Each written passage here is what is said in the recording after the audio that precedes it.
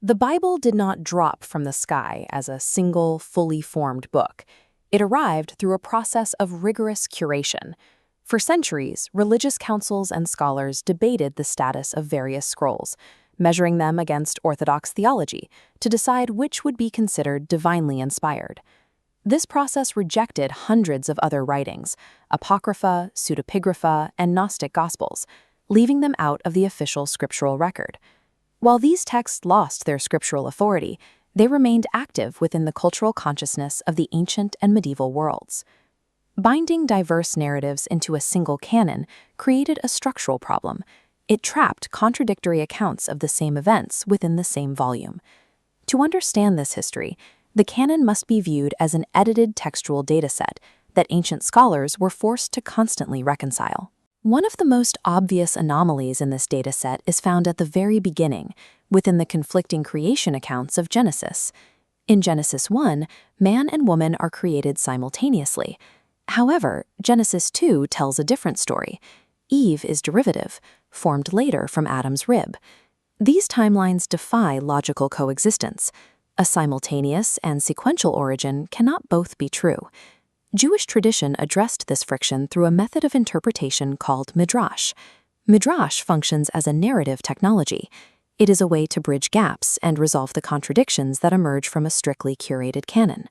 A text from between the 8th and 10th centuries, the alphabet of Ben Sira, provides the Midrashic patch for this specific contradiction by naming the woman from the first creation account, Lilith. Fixing this textual dissonance was a matter of protecting the structural integrity of the entire Orthodox system. The alphabet of Ben Sira is an anonymous, often subversive collection of proverbs and folklore. Its role here is to provide a biography for the woman created in Genesis 1, identifying her as Adam's first forgotten wife. Using a legal style of analysis, we can see that Lilith's argument is based entirely on her origins. She argues for equality because, in her words, we were both created from the exact same earth. This is a claim of material ontology. Lilith posits that an identical physical origin necessitates an identical social status. If the base material is identical, there is no logical basis for a hierarchy. This philosophical stance leads to a direct refusal of physical submission. She tells Adam, "I will not lie below." Adam's rebuttal contains no logical counterargument. He simply demands superiority as an inherent right. Lilith's Midrashic argument proves that true equality, when grounded in the reality of one's creation, breaks the logic required for patriarchal rule. With neither party willing to submit, the text reaches an ontological deadlock. Lilith breaks this deadlock by pronouncing the ineffable name of God. In this narrative world, speaking this name proves supreme esoteric knowledge. She uses this power to fly away from Eden, leaving the garden behind. It is a voluntary departure. She is not expelled by a deity. She chooses self-exile over the loss of her autonomy. Her absence creates the vacancy that the second creation account fills. Eve is created precisely because the first woman would not accept a subordinate role.